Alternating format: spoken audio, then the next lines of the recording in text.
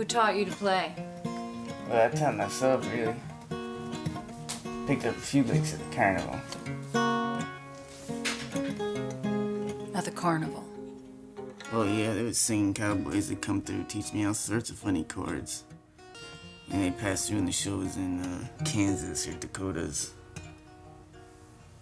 Yeah, these chords I learned from a cowboy named Wigglefoot.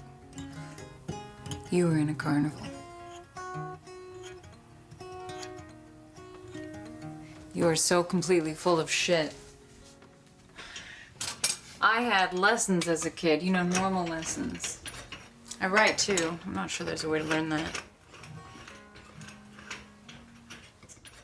Too hard. Excuse me? You tried too hard to write. Really? Yeah, if you're asking. I wasn't. Sunsets and seagulls, smell of buttercups. Your songs are like an oil painting at the dentist's office. You're kind of an asshole, Bob. Yeah, I guess.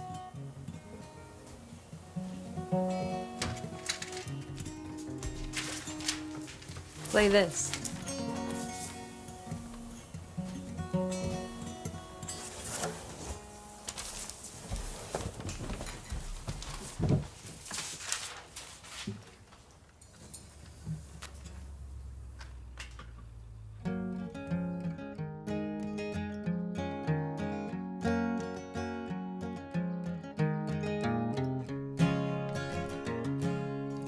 How many roads must a man walk down before you call him a man? How many seas must the white dove sail before she sleeps in the sand? Yes, and how many times must the cannonballs fly before they are forever banned? The answer, my friend, is blowing in the wind. The answer is blowing in the wind. How many years must a mountain exist before it is washed to the sea? How many years can some people exist before they're allowed to be free? Yes, and how many times can a man turn his head, pretend that he just doesn't see? The answer, my friend, is blowing in the wind. The answer is blowing in the wind. How many times must a man look up before he can see the sky? How many heirs must one man have before he can hear people cry? Yes, and how many deaths will it take till he knows that too many people have died? The answer, my friend, is blowing in the wind. The answer is blowing in the wind.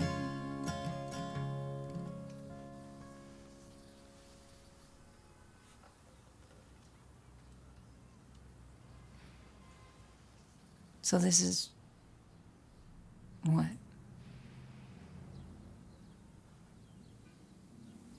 I don't know.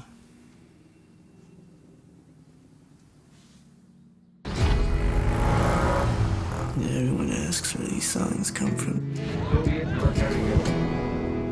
When you watch their faces, they're not asking where the songs come from. If invasion is undertaken, Russians have said that. They're asking why songs didn't come to them. The Bob Dylan story wasn't a straight trajectory. I mean, he did have hurdles to climb, but pretty quick from the jump, he was a very talented and very well-received songwriter. Once upon a time, you're just so fine. Do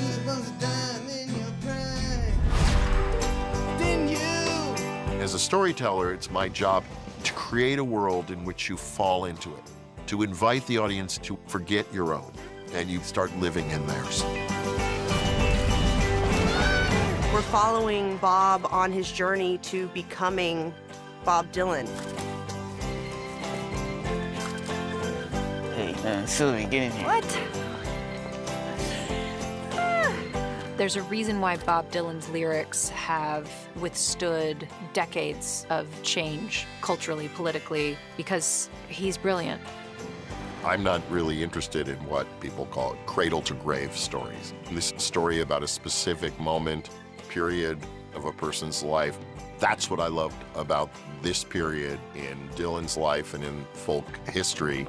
This young man arriving into this big town, what was a vagabond guy with $2 in his pocket, became the king of New York music.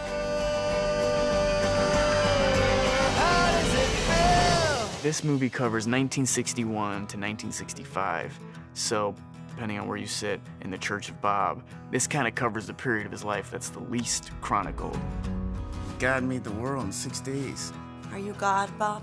How many times do I have to say this? Yes. The West Village was responsible for Bob Dylan as much as Bob Dylan was responsible for the West Village. It was a small geographical area filled with poets and painters and folk singers, all on top of each other, feeding off of each other, going to the cafes that were like every 50 feet and the bars and the galleries. The whole piece is just a celebration of these people's lives and music and the time. I feel like we captured the spirit of the music, the spirit of that time, the spirit of a guy who wouldn't let himself be boxed in. You sort of hope that you can kick open a door of interest, and maybe the film becomes only step one in a journey of people to go deeper with these artists. I stepped in the middle of 7 sad forests. The entire folk music identity is now tied into who Bob is. Bob Dylan was a name you know you're supposed to like, or you're supposed to revere. You gotta make the thing live. And I'm proud that we took that leap, you know? I think this is like a faithful celebration of Bob Dylan. My dream is if people went on to listen to his music, because I just know it's a gift that'll keep on giving. Ladies and gentlemen, Bobby Dylan.